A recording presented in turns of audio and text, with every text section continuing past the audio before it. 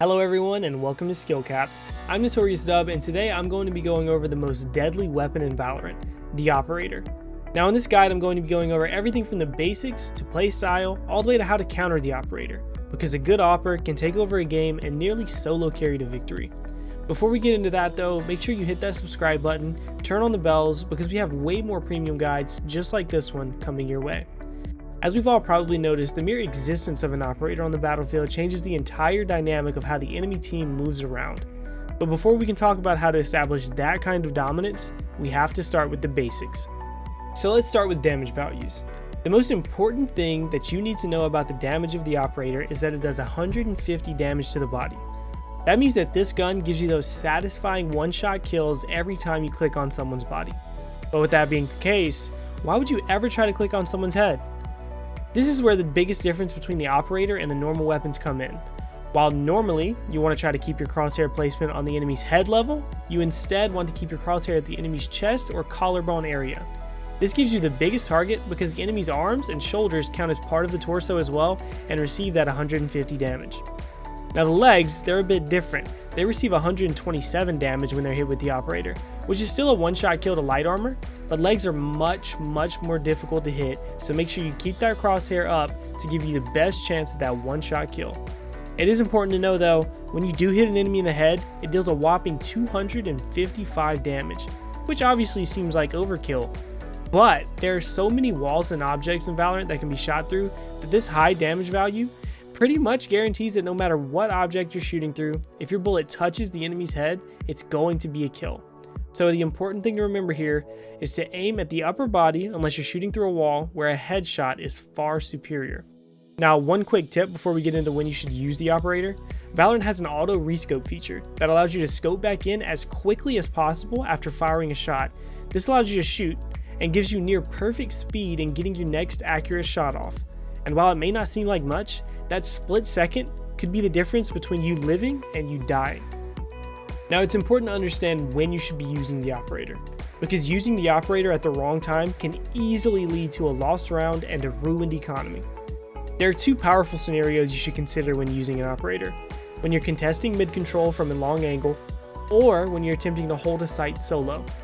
The reason these are great times to use an operator is because your job, as the opper, is to get a pick before the enemy has time to establish themselves in an area that they're going for. For example, if you're playing Haven's C site, and you manage to get a quick pick on their entry fragger before they even begin to push, their team is going to think twice before finishing that push, and probably before coming back to that site altogether.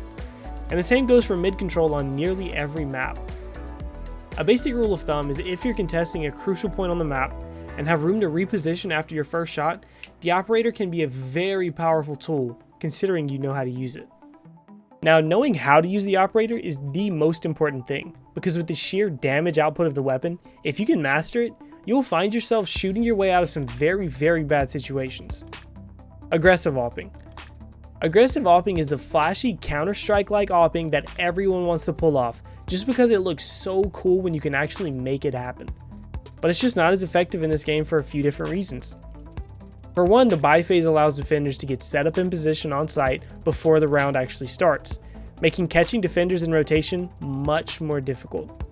There's also a slower scope in time that gives you a little bit more of a delay when peeking around a corner before you can hit an accurate shot, and not to mention the slow movement speed is really unforgiving as well.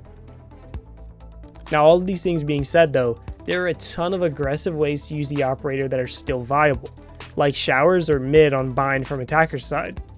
Both of these angles require you to peek quickly and go for a fast shot, because it's very common to catch a defender off guard going for an aggressive play, and that's the best way to use the operator aggressively. Push up to an unpredictable angle and punish the enemy's aggression. Defensive opping. Defensive opping is by far the most effective way to utilize the weapon, because if the enemy pushes an angle that you're already holding, it almost guarantees you a kill. Combine that with the ability to constantly fall back and reposition to stay unpredictable, it allows the enemy to constantly push up into your angle and get picked off over and over again. This makes defensive opping the best for locking down sites on defense and cutting off rotations and flanks on attack. This kind of domination of an area is often enough to win rounds and games, because often establishing that dominance in an area gives you enough map control to outmaneuver your opponents as a team.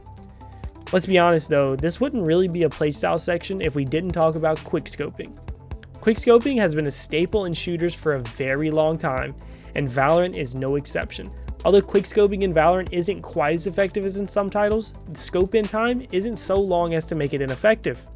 In fact, if you're standing still, you only have to wait until the frame that you can see inside of your scope to have a completely accurate shot. And although you should try to avoid quickscoping, it can be a great way out of a sticky mid-range situation. But on the other side of the coin, we have no scoping. No scoping in Valorant is actually not too bad as well. Think of your operator as a slug shotgun that is only really accurate at extremely close ranges. You can turn your crosshair with movement arrow on to see where your bullet can actually go, and you'll notice that you can actually be quite deadly in those closer ranges. So no matter what, don't be afraid to take your shot, because like we talked about earlier, it really only takes one. Now with all of this being said about quickscoping and the different playstyles, who should you actually pick to use the operator with? For attacker side, Jett is the obvious favorite because her mobility allows her to get quick picks, lock down areas, all while being able to get back to her team very quickly. And Raze is another character that is often overlooked and underestimated, but with the mobility that Raze's satchels give her, she can take some insanely aggressive peeks while still being ready to hit that shot. For defender side though, it gets a lot more lenient, with Jett being a frontrunner again because of her mobility and ability to hold uncommon angles. But characters like Sage, Cypher, and Viper, aside from when Viper has her ult, all perform extremely well with an operator because it amplifies their ability to hold down a site solo. This allows their team to play in pairs or stack a site while they can be confident that their character can hold down that site with the ult. Now that I've talked a lot about when to use the operator, let's talk about how to actually use it. Peeking. Peeking with an operator is risky because, as I said earlier, the slow movement speed is very drastic. But first and foremost, the biggest mistake that I see new players make is crouch peeking. Crouch peeking with the operator is a no-go. And when I say crouch peeking, I mean crouching, aiming down the scope, and then walking out around the corner. This peek is just so slow that you're almost guaranteed to get shot before you even see the enemy. Instead, crouch peek by peeking out and immediately scoping in and crouching at the same time. This way you're peeking out as fast as possible while moving your hitbox and then preparing to shoot the enemy all at the same time. Now the most common and effective peek you can make with the operator is to perfect peek, which means to peek your body out the smallest amount as possible while being able to see the enemy.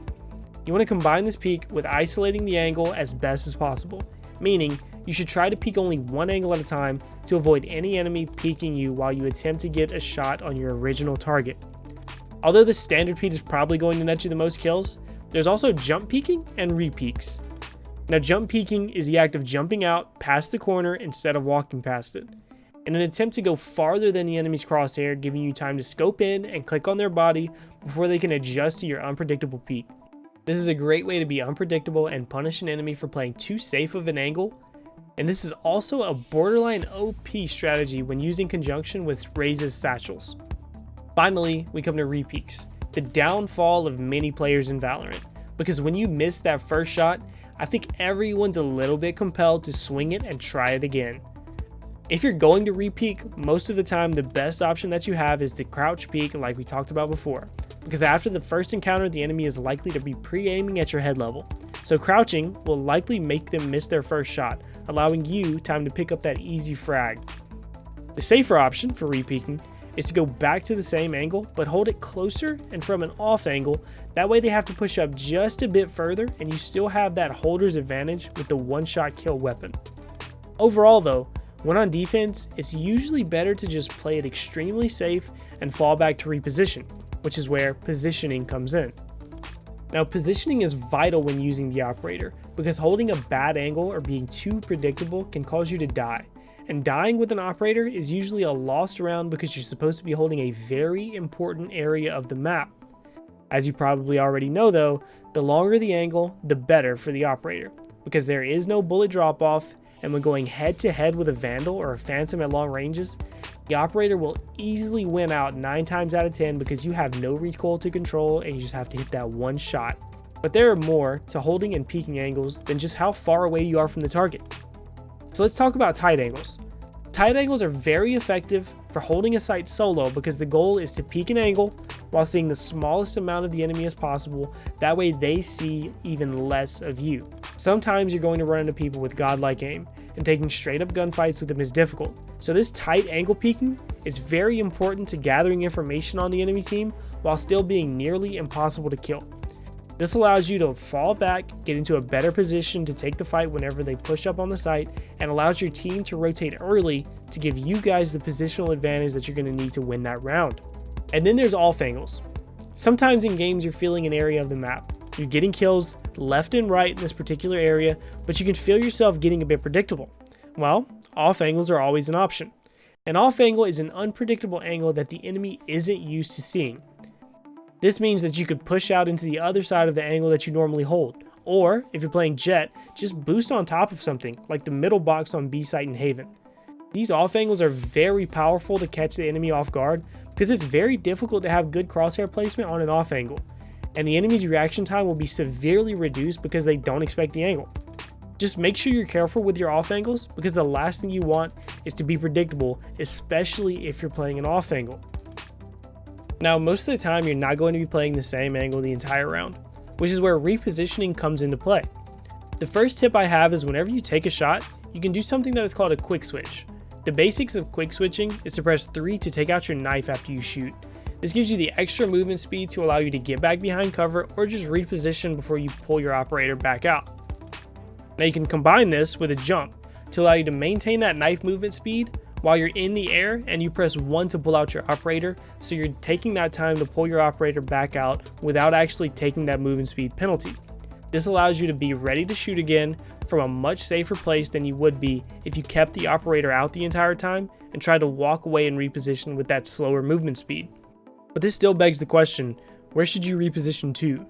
Well, like I hit on earlier in the video, you want to make sure that you're unpredictable. You should also keep in mind that if you're using an operator, the other team knows that they need to flank you and catch you off guard if they want to have a chance to kill you. With that being said, if you're playing attacker, after your first shot, it's almost always a good idea to reposition to an angle where you can hold the flank. Because in Valorant, it seems like everyone is flanking. Even if no one flanks you though, that guaranteed safety still makes it worth it because your team can have the confidence to know they can play their game knowing that no one is going to come and shoot them in the back. Another great way to reposition is to find an angle that allows you to cut off a rotation. Even if it's an unlikely rotation, being able to guarantee that the enemy can't rotate through that area provides benefit for your team because you can use that information to assume where the enemy is or where they're coming from. Or you can just use that area to yourself to allow you and your entire team to rotate through it. Finally, one of the best ways to reposition is to hold the same area, but from a bit safer location, like A-long on Haven. After taking your first shot down into A lobby, you can reposition from there to the boxes on site. This allows you to keep control of that entrance to A by long, by forcing the enemy to push deeper and deeper into your line of sight. This allows your teammate to take control of A short and you to take control of A long, and you can still try to get off another pick before you actually have to back up and let your team come help you. Now, the common trend with all of these repositions is to maintain some control of the map, because as the operator user, you are supposed to control areas of the map. But even if you're only controlling a small portion of the map, that's better than nothing because that small portion benefits your team much more than you know because you're taking away an area of the map from your enemies. Now, since the operator is such a dominant weapon on the battlefield, you have to know how to counter it if you want to continue winning rounds against an enemy who's decent with the AWP. Now, first things first, you should hit that tab button at the beginning of the round and see if the enemy has more than 4,500 credits. This is the magic number because that's how much the operator costs. And if the answer is no, then you don't really have to worry about it, and you can push site freely. But if they do, you have to start thinking about some of the following strategies. And the most effective way to deal with an operator is to force them to rotate. Now, sometimes this can be a little complicated, but most of the time it's as simple as pushing the site that the operator isn't playing, because retaking a site with an operator is much more difficult than defending one. And another way to force the operator to rotate is to use your utility. If you know where the enemy op is playing, sometimes all it takes is a breach flash or a brimstone smoke to take care of them, because once they give up that initial angle, re-peeking gets much more difficult. Worst case scenario though, just smoke off the enemy's operator's angle to force them to take a more difficult angle or allow you to get close to them. Like if the enemy operator is playing Heaven B on split, you can just smoke off his entrance from mid so your team can push right up on him and brute force him down. You may lose one along the way, but taking down an operator is much more important than losing one person on your team. Finally, you want to make sure that you're peeking with a buddy. Now when I say peek with a buddy, I mean you have to both have your guns out ready to fire, because as soon as one person dies, the other has to be ready to shoot the operator so they get slowed and you have the chance to finish them off. The operator is specialized in taking out one enemy and falling back, so forcing him to face multiple enemies at once is the key. Sometimes you have to face an operator solo though, and the best way to deal with them in that situation is to bait out their shot, and the shoulder peek is the best way to do it. Now shoulder peeking entails that you stick out your shoulder just far enough to bait that first shot on the enemy operator, and immediately peek while he's repositioning or chambering that next shot. All in all though, if you find a good mix of these strategies in a game, you'll have the enemy operator wasting their money in no time, and you'll find him struggling to actually hold down an area of the map. So what do you think about the operator? Let us know in the comments below, because so far it seems like a love-hate relationship for most of the people that are actually playing Valorant. On behalf of SkillCapped though, I just wanted to say thank you for watching the video, and be sure to hit that subscribe button with the bells on so you don't miss out on any of these premium guides and you can stay ahead of the pack. We here at SkillCapped want to thank you for watching, and good luck getting to the top of that scoreboard.